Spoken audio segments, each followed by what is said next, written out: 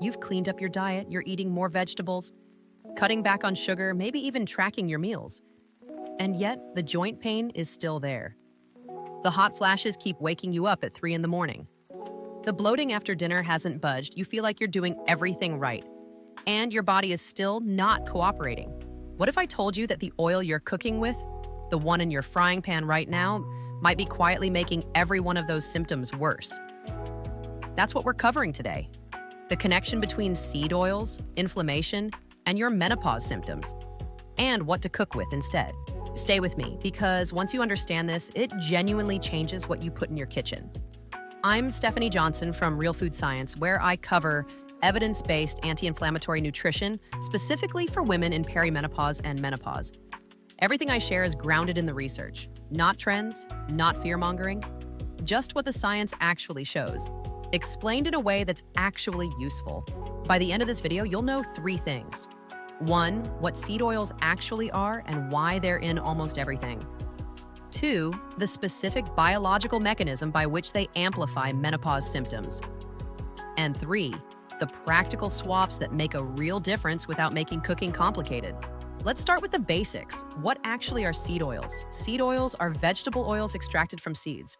Sunflower, rapeseed, that's canola in North America. Corn, soybean, safflower, grapeseed, cottonseed.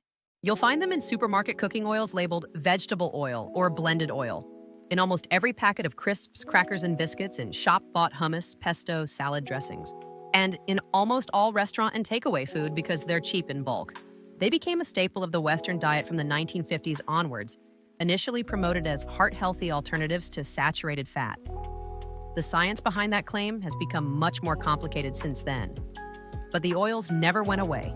What makes them nutritionally distinct is their extremely high content of omega-6 polyunsaturated fatty acids, specifically linoleic acid. And that's where the menopause connection begins. Your body needs both omega-6 and omega-3 fatty acids.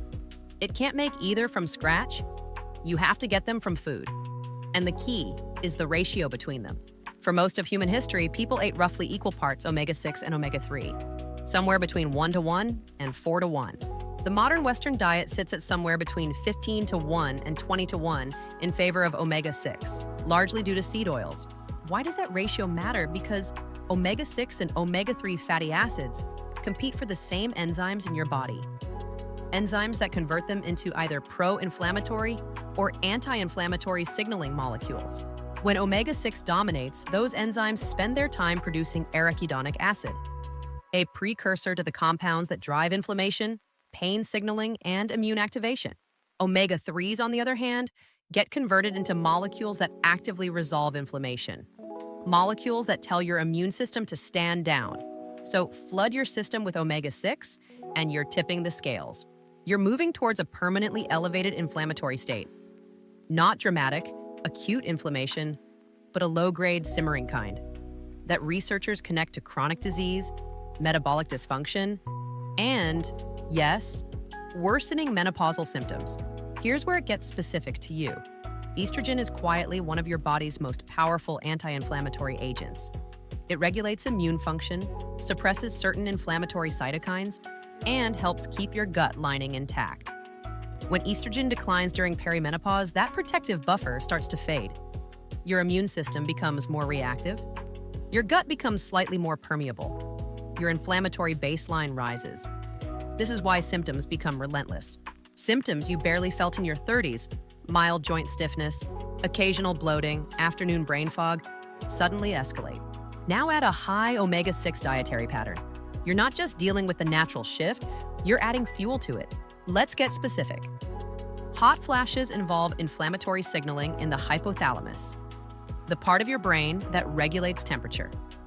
When inflammatory molecules act on those neurons, they lower the threshold for a cooling response. Higher inflammation means more intense hot flashes. Joint pain. The omega-6 derivative arachidonic acid stimulates the same enzyme pathway that ibuprofen works by blocking. A diet heavy in seed oils provides the raw material for your body to manufacture its own joint-inflaming compounds. Bloating. High omega-6 intake disrupts the tight junction proteins in your gut lining, the proteins that keep your gut wall sealed. When those junctions loosen, It triggers a low-grade immune response that shows up as bloating and wind. Brain fog.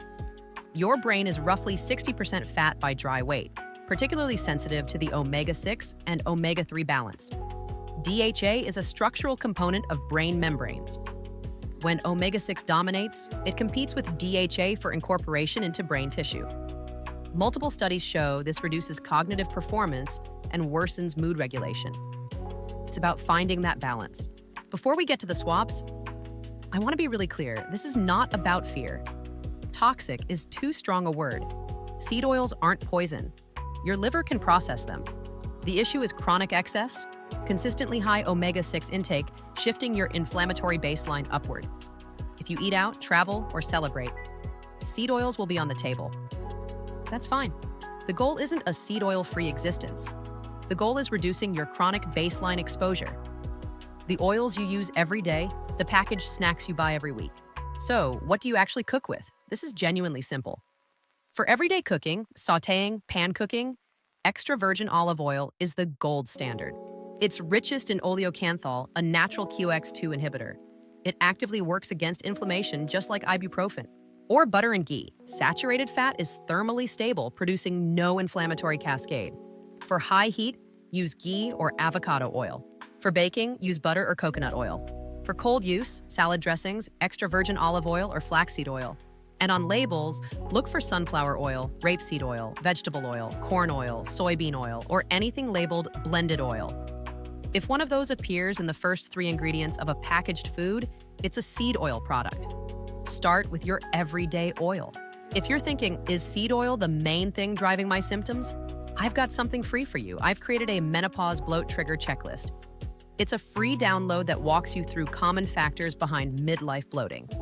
Link is in the description below. And if you want the full deep dive, I've written a guide called Feeling Poisoned on a Healthy Diet. That's also linked below. If this was useful, please subscribe. I post new videos every week on anti-inflammatory nutrition. No fear-mongering, just science. I'll see you in the next one. Take care of your gut, and your body will thank you.